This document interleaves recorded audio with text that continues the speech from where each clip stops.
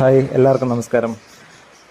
കഴിഞ്ഞുപോയ ശ്രീ പിണറായി വിജയൻ സർക്കാർ, LDFിൻ്റെ സർക്കാർ, അദ്ദേഹത്തിൻ്റെ കാലഘട്ടത്തിൽ, അല്ലെങ്കിൽ ആ സർക്കാരിൻ്റെ കാലഘട്ടത്തിൽ ഏകദേശം 10 വർഷമായിരുന്നല്ലോ ആ കാലഘട്ടം.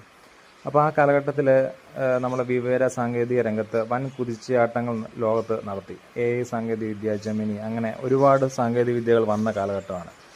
അപ്പോൾ അവർ മറ്റുള്ള സർക്കാരിൽ നിന്നും, മുൻപുണ്ടായിരുന്ന സർക്കാരിൽ നിന്നും ഒരുപാട് ആപ്ലിക്കേഷൻസ് നമുക്ക് നമ്മുടെ ജനങ്ങൾക്ക് വേണ്ടി അവതരിപ്പിച്ചിട്ടുണ്ട്. അപ്പോൾ അതിൽ ഒരുപാട് ആപ്ലിക്കേഷൻസ് അവതരിപ്പിക്കുകയും എന്നാൽ ഒരുപാടെണ്ണം പൂട്ടിപ്പോവുകയും പ്രവർത്തനരഹിതമാവുകയും പല സർക്കാർ സംവിധാനത്തിൽ പോലും പ്രവർത്തിക്കുന്ന ആപ്ലിക്കേഷൻസൊക്കെ പലതും വളരെ സ്ലോ ആണ്. ഇപ്പം ഇപ്പം മറ്റേ സ്മാർട്ട് എന്ന് പറഞ്ഞൊരു ആപ്ലിക്കേഷനൊക്കെ ഉണ്ട്. ചില സമയത്തൊക്കെ അത് വളരെ സ്ലോ ആയിട്ടാണ് നമ്മളെ പരിചയക്കാരായിട്ടുള്ള സർക്കാർ ഉദ്യോഗസ്ഥർ നമ്മളോട് പറയാറുള്ളത്. അതുപോലെ LSDDയിൽ പ്രൈസ് എന്ന് പറഞ്ഞ സോഫ്റ്റ്വെയർ ഉപയോഗിക്കുന്നു. ഇതൊക്കെ വളരെ സ്ലോയിൽ പ്രവർത്തിക്കുന്ന സോഫ്റ്റ്വെയറുകളാണ്. ഇപ്പോൾ ഫേസ്ബുക്ക് പോലുള്ള മാധ്യമങ്ങൾ കോടാനുകൂടി ആൾക്കാർ ഉപയോഗിക്കുന്ന വളരെ സ്പീഡപ്പായിട്ട് നമുക്ക് വീഡിയോസ് കാണാം. അങ്ങനെയൊക്കെ ഉള്ള ഈ കാലഘട്ടത്തിൽ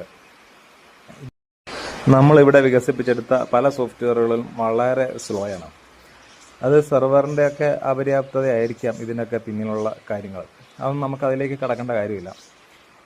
എന്നിരുന്നാലും ജനങ്ങളുടെ പൈസ വെച്ചിട്ടാണ് ഇതൊക്കെ വികസിപ്പിച്ചെടുക്കുന്നത്. അപ്പോൾ അതൊക്കെ ജനങ്ങൾക്ക് ഉപകാരപ്രദമായ രീതിയിൽ, വളരെ സ്പീഡപ്പായിട്ടുള്ള രീതിയിൽ കിട്ടുന്നതായിരിക്കും എപ്പോഴും ജനങ്ങൾക്ക് അഭികാമ്യമായത് എന്നാണ് ഞാൻ വിശ്വസിക്കുന്നത്.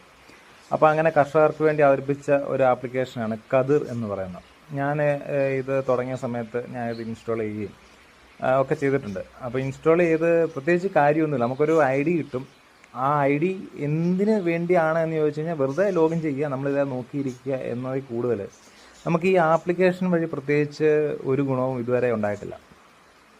നമുക്ക് നമ്മുടെ നാട്ടിലൊരു പന്നി ഇറങ്ങി എന്ന് പറഞ്ഞാൽ 30 കിലോമീറ്റർ 45 കിലോമീറ്റർ അപ്പുറത്തുനിന്ന് വേണം പന്നിയെ വെടിവെക്കേണ്ട ആൾ വരാൻ. പന്നിയോട് പറയാൻ പറ്റുമോ, ഒന്ന് നിൽക്കൂ, വെടിവെക്കുന്ന ആൾ വരുന്നുണ്ട് എന്ന് പറയാൻ പറ്റുമോ? പന്നിയുടെ പാട്ടിന് പോകും. അത്രയുമാണ് നമ്മുടെ കൃഷിഭവൻ പോലുള്ള സ്ഥാപനങ്ങൾ നമുക്ക് ചെയ്തു തരുന്ന ഉപകാരങ്ങൾ. കൃഷി ഓഫീസർമാർ കൃഷി തോട്ടങ്ങളിലോ അല്ലെങ്കിൽ പാടശേഖരങ്ങളിലോ പോകാതെ കൃഷി നിയന്ത്രിക്കുന്ന അല്ലെങ്കിൽ കൃഷിയെക്കുറിച്ച് ക്ലാസ് എടുക്കുന്ന ഒരു നാടാണ് നമ്മുടെ കേരളം. അപ്പോൾ ഇങ്ങനെയുള്ള ആപ്ലിക്കേഷൻസ് ഇനിയിപ്പം അന്ന് തുടങ്ങിയ ആപ്ലിക്കേഷൻ, LDFിൻ്റെ കാലത്ത് തുടങ്ങിയ ഇങ്ങനെയുള്ള ആപ്ലിക്കേഷൻസ് ഇനിയിപ്പോൾ UDF അധികാരത്തിൽ കയറുമ്പോൾ ഈ ആപ്ലിക്കേഷൻസൊക്കെ തന്നെ നിലനിർത്തിയാൽ തന്നെ ഇങ്ങനെയുള്ള ആപ്ലിക്കേഷൻസ് വഴി അല്ലെങ്കിൽ സോഫ്റ്റ്വെയർ വഴി നമുക്ക് കർഷകർക്ക് പ്രയോജനം ചെയ്യുന്ന എന്തെങ്കിലും കാര്യങ്ങൾ നമുക്ക് ലഭിക്കുമോ?